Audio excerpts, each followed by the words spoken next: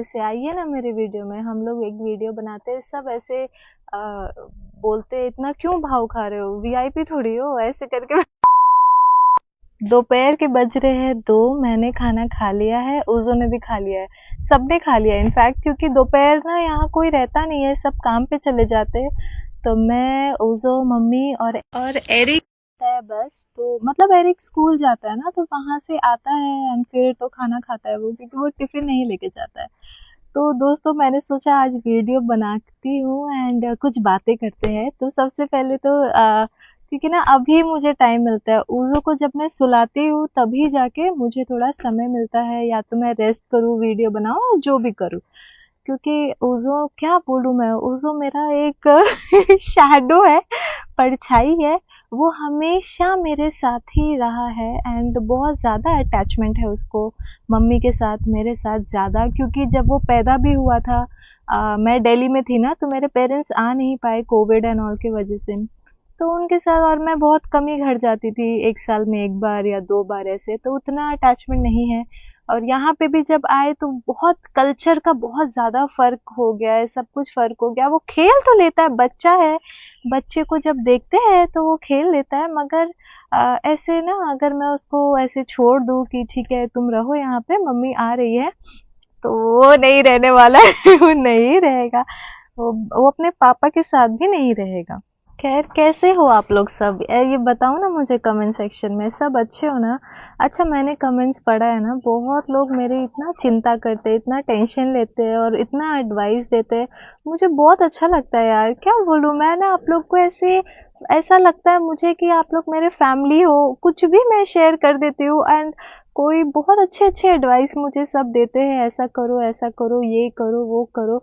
मैं पढ़ के मुझे ऐसा लगता है मेरे खुद फैमिली मेंबर इतना मुझे बोलते हैं। मेरा इतना मन है आप लोग सबसे मिलने के लिए, मैं चाहती हूँ कि जब मैं इंडिया आऊँ तब मैं मिलूँ, मगर आई डोंट नो ये कैसे होगा possible, but by God's grace कभी ना कभी तो होगा ही। मुझे तो आप लोग सब जानते ही हो, मैं नाइजीरिया में अभी रह रही हूँ, मगर इंडिया जल्दी आ जाऊंगी। एंड अच्छा ठीक है, तो ना अभी ना क्या हुआ कि हम वीडियो बनाते हैं ना, तो अभी थोड़ा हमने सोचा कि, मैंने ही सोचा कि थोड़ा सा मैं इसको इम्प्लीमेंट करूँ, इम्प्रोवाइज करूँ, बेटर करूँ। तो इसलिए मैंने बैकग्राउंड म्यूजिक लगाया, मगर सबने रिव्यू दिया कि अच्छा नहीं लग रहा है, हटा दो। थैंक यू बताने के लिए। आप लोग ना ऐसे मुझे बताया करिए, तो मुझे भी थोड़ा सा नॉलेज मिलेगा कि ये ठीक है या नहीं है या क्या है, जो भी है। अगर नहीं अच्छा है that means I will remove it. तब अब मतलब वीडियो में हम बैकग्राउंड म्यूजिक नहीं डालेंगे। जैसे कि आप लोग को मैं अपना फैमिली मानती ही हूँ, तो मैंने सोचा को हर एक चीज़ में अपडेट दूँ। तो पेपर वर्क जो था ना, तो पेपर वर्क के लिए क्या हुआ, हमने कॉल किया था हमारे अबूजा इमिग्रेशन वालों को। तो फिर उन्होंने पहले भी यही बोला था, जबकि जनवरी फेब तक होगा, ऐसे ही बोला था, मैं झूठ नहीं बोलूँगी, पहले भी वैसे ही बोला था उन्होंने। तब मैंने पूछा कि तब तो मैं यहाँ पे इलीगल हूँ ना, आप कैसे कैसे रहूँ? कोई अगर मुझे पूछे कि कहाँ है आपका पासपोर्ट, आप फॉरेनर हो, वीज़ा दिखाओ, ये दिखाओ, तब मैं क्या दिखाऊंगी? तो उन्होंने बस यही बोला था कि आप मुझे कॉल कर देना, आपका प्रोसेसिंग है, ये है, वो है, ऐसे ही उन्होंने बोला है। तो फिर अभी जब वैसे तो नाइजीरिया में कोई उतना परेशान नहीं करता है फॉरेनर्स को, मतलब कोई पूछते ही नहीं है। आप 10 साल रहो, 15 साल रहो, पेपर वेपर कोई उतना पूछता नहीं है यहाँ पे, कौन ही पूछेगा ऐसा। तो मगर फिर हमने उनको अभी रिसेंटली कॉल किया कि सर क्या अपडेट है मेरा पासपोर्ट का, क्योंकि मेरे हस्बैंड का पासपोर्ट भी तो उनके पास जमा है ना, तो हम दोनों का ही पासपोर्ट है। तो उन्होंने बोला कि एंड फरवरी के एंडिंग में आपका जो है वो काम हो जाएगा। इसका मतलब है फिर भी एंडिंग, मतलब मैं फिर भी पकड़ी हूँ मार्च बिगनिंग, है ना, 1-2 दिन जो भी हो, मार्च बिगनिंग में वो हमें जो है पासपोर्ट भेज देंगे, कोरियर कर देंगे, हमें जो है अबूजा नहीं जाना पड़ेगा। गाइस, यहाँ पे ट्रैवलिंग भी तो मुश्किल है, 10-12 घंटे की जर्नी करके जाओ, इतना पैसा लगा के जाओ। और फ्लाइट के लिए तो भैया, आसाबा में भी हमारे एयरपोर्ट है, मगर उतना हैसियत नहीं है, बहुत एक्सपेंसिव है यहाँ पे फ्लाइट वगैरह, तो उतना हम जा नहीं सकते। तो उतना कौन जाएगा, तो इसीलिए हमने यहाँ पे ही मतलब वो कोरियर कर देंगे ऐसे ही उन्होंने बोला है। एंड सबसे इम्पोर्टेंट चीज़ मतलब हमें उनको पैसे भी तो देने हैं, क्योंकि काम शुरू होने से पहले हमने उनको कुछ ही पैसे दिए थे, कितना उतना मालूम नहीं है। मगर अभी जो हमारा ऐसा ड्यू है कितना, मैंने पूछा तो था मेरे हस्बैंड से, 350,000, जो आपका 17,000 18,000 कुछ ऐसा ही है। तो इतना भी ड्यू है, तो ये भी तो हमें उनको देना पड़ेगा ना, तो पहले काम हो जाएगा तभी तो देंगे।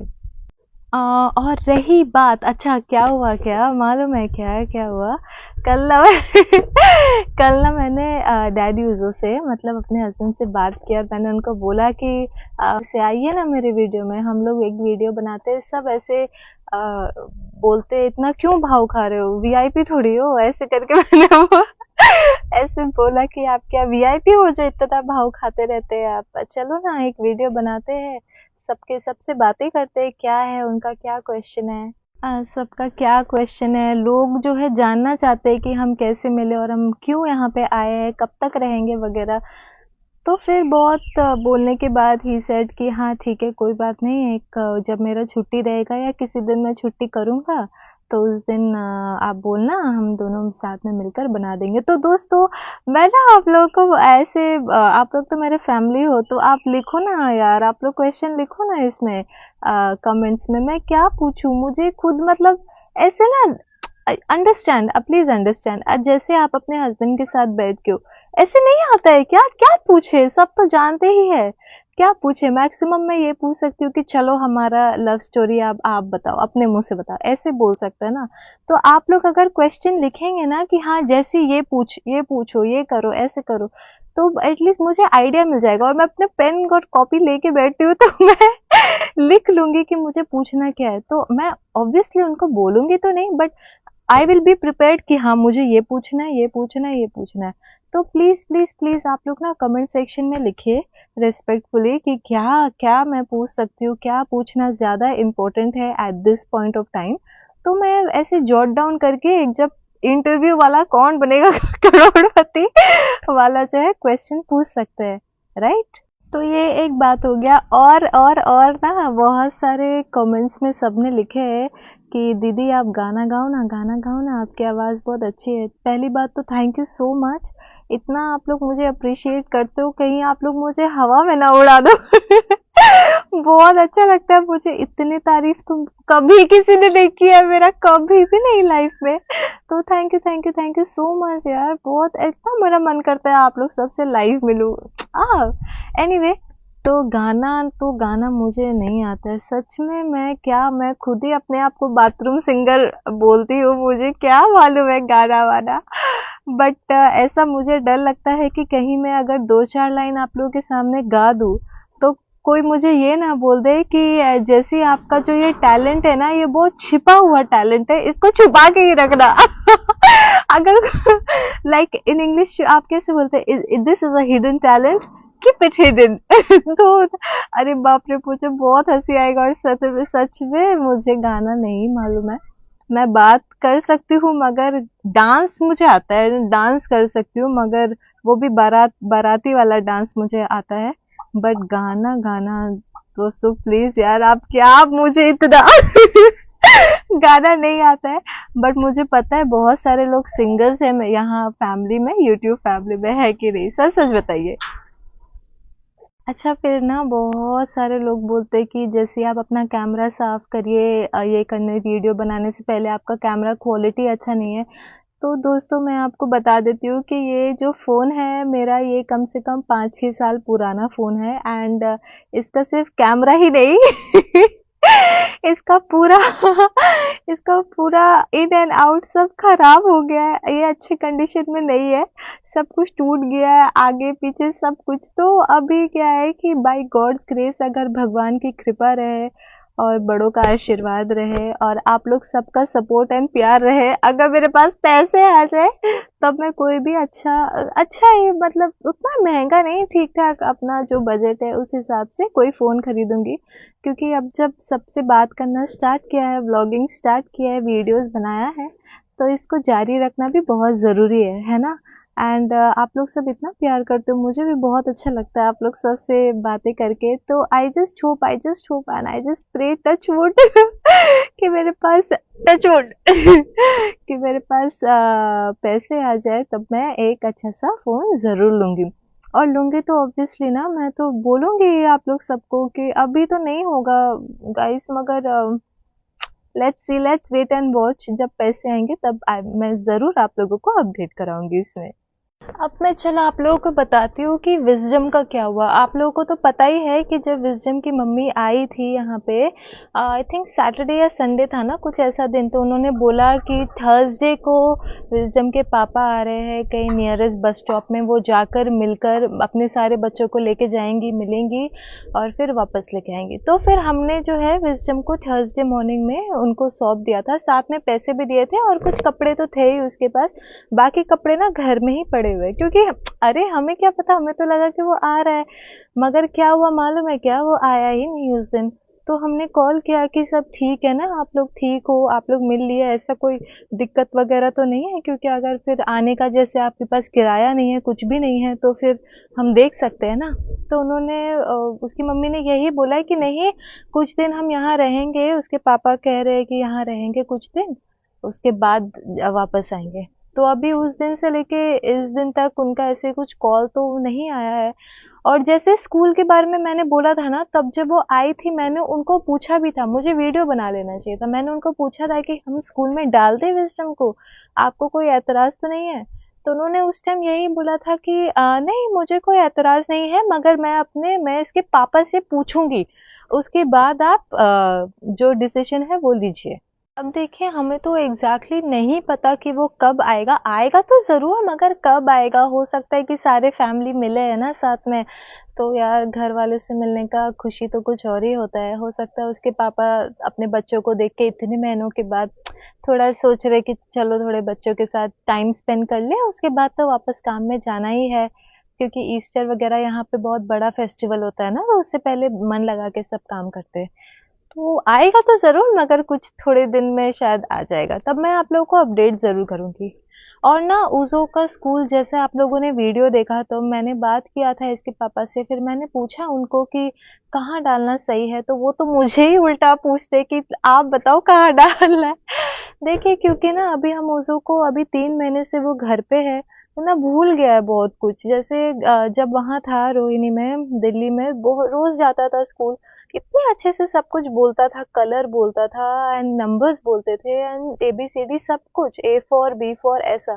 अभी 3 महीने से ना वो भूल गया है, तो मुझे ऐसा लगता है कि जब तक मेरा पेपर वर्क वगैरह ना हो जाए, तब तक एटलीस्ट उसो को मैं स्कूल में डालूं, पहले वाले स्कूल में, फर्स्ट वाले, क्योंकि वो बहुत अच्छा इंटरनेशनल बोर्ड है, केयर बहुत अच्छा करते हैं वहाँ बच्चों के लिए, एंड सबसे बड़ी बात ना पिकअप एंड ड्रॉप है। तो एटलीस्ट मैं 1-2 दिन जाके वहाँ बैठूंगी, उज़ो के साथ बाहर बैठूंगी, बाहर बैठ के थोड़ा उसको देखूंगी कैसे जेल कर रहा है, क्योंकि इंडियन बच्चों के साथ तो वो बहुत अच्छे से रह जाता है, आदत हो गई थी उसको, तो अफ्रीकन बच्चों के साथ अभी तक आदत नहीं है।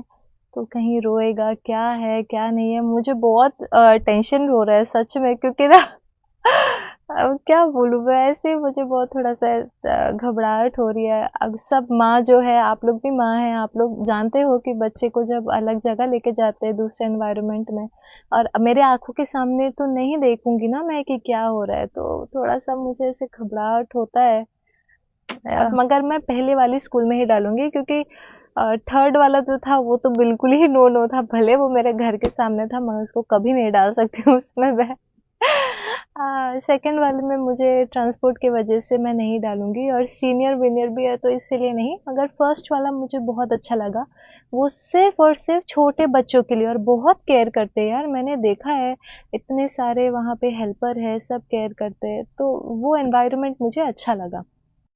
और कमेंट सेक्शन में भी बहुत लोगों ने कहा था ना कि जैसे ही आप फर्स्ट वाले में डालिए, तो मैंने पढ़ा था बहुत कमेंट्स, एंड मुझे सच में, मैं उस वो सबको भी मैंने कंसिडर किया है, एंड आई थॉट कि हाँ आप सही बोल रहे हो।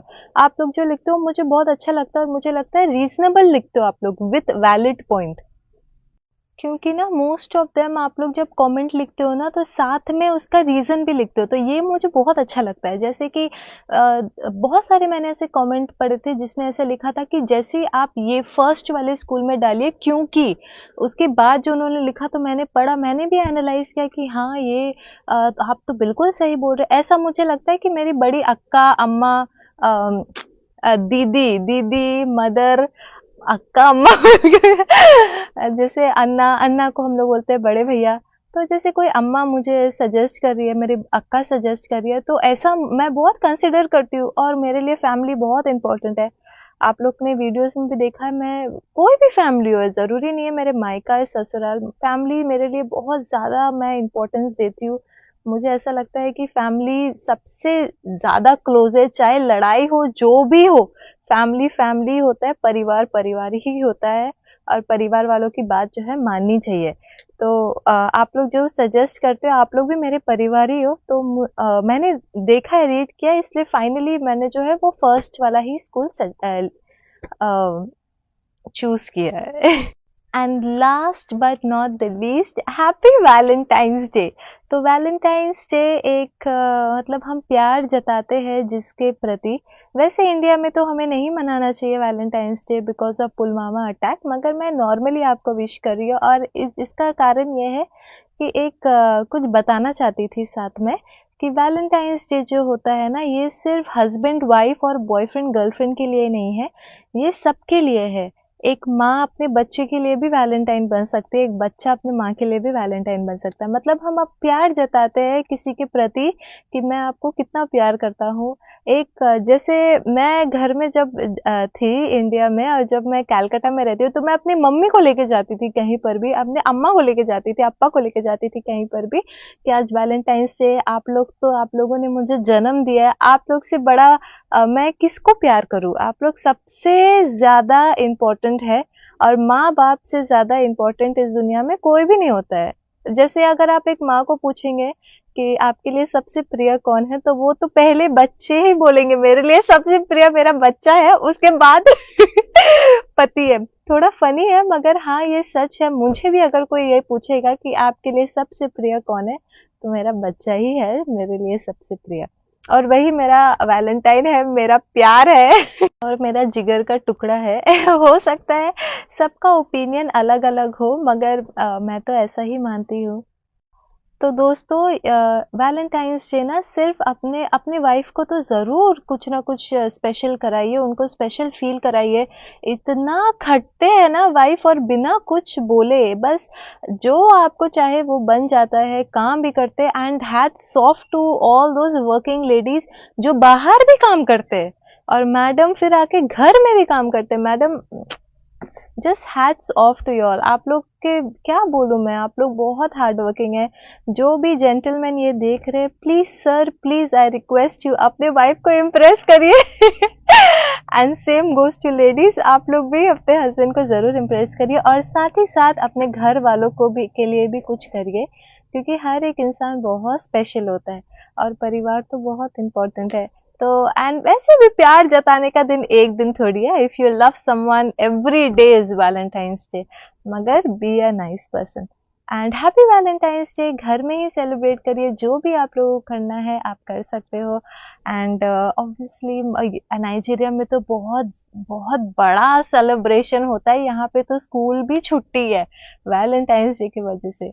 सेलिब्रेशन का मतलब ये नहीं है कि आपको बहुत बड़ा पार्टी करना है, जस्ट इंटीमेट घर पे अगर आप अच्छा खाना बना के भी खाते हैं ना, तो वो भी बहुत बड़ी बात होती है।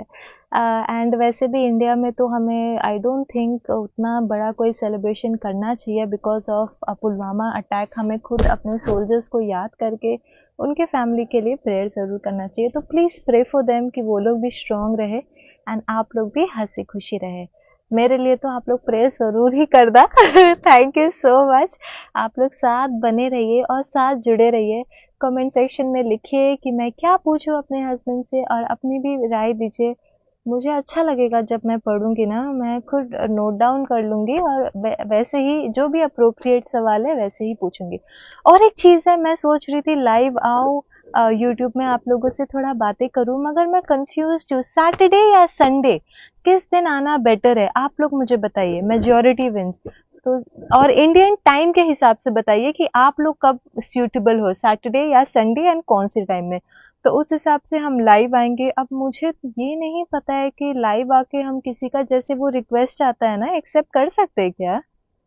शायद कर सकता, अगर कर सकते हैं तो हम करेंगे। और लेट्स टॉक, अगर आप लोगों को कुछ पूछना है तो you are more than welcome, कुछ भी आप लोग मुझे पूछ सकते हैं। मुझे ना यही सब अपडेट आप लोगों को देना था, और मैं नेक्स्ट वीडियो ना कोशिश करूंगी बाहर जाओ कहीं पे अच्छे से कोई सीनरी आप लोगों को नाइजीरिया दिखाओ कि कैसा है नाइजीरिया। हम तो थोड़ा अंदर रहते हैं ना, इसलिए थोड़ा सा सैंडी सैंडी है, वैसे नाइजीरिया भी अच्छा है, डेवलप्ड है बहुत सारी जगह। हम जब जाएंगे तो मैं आपको वो पूरा व्लॉग बना के दिखाऊंगी, आप लोग भी ज़रूर देखना। हाँ, थैंक यू सो मच हमेशा ज्वाइन करने के लिए, हमेशा इतने अच्छे से रहने के लिए सब्सक्राइब करने के लिए, शेयर करने के लिए, कमेंट्स करने के लिए। Thank you so much. मैं बहुत बहुत ज़्यादा थैंक जगह। हम जब जाएंगे तो मैं आपको वो पूरा व्लॉग बना के दिखाऊंगी, आप लोग भी ज़रूर देखना। हाँ, थैंक यू सो मच हमेशा ज्वाइन करने के लिए, हमेशा इतने अच्छे से रहने के लिए सब्सक्राइब करने के लिए, शेयर करने के लिए, कमेंट्स करने के लिए। Thank you so much. मैं बहुत बहुत ज़्यादा थैंकफुल हूँ। And take care of yourself. अभी मैं अंदर जाऊंगी क्योंकि 16 ऑन किया तो है, क्योंकि उसको सो के है ना तो पंखा उसको चाहिए रहता है। और मम्मी अभी फोन में बहुत जोर जोर से फेसबुक का वीडियोस देख रही है तो इसलिए मैं बाहर आ गई थी। अब अंदर जाऊंगी, थोड़ी देर आराम करूंगी, उसके बाद शाम के खाने की, रात के खाने की तैयारी करूंगी। तब तक आप लोग बने रहिए, and I love you all so much. Please please please अपना ध्यान जरूर रखना, और अपने घर वालों का भी। तो मिलते हैं हमारे नेक्स्ट व्लॉग में, ओके ना? बाय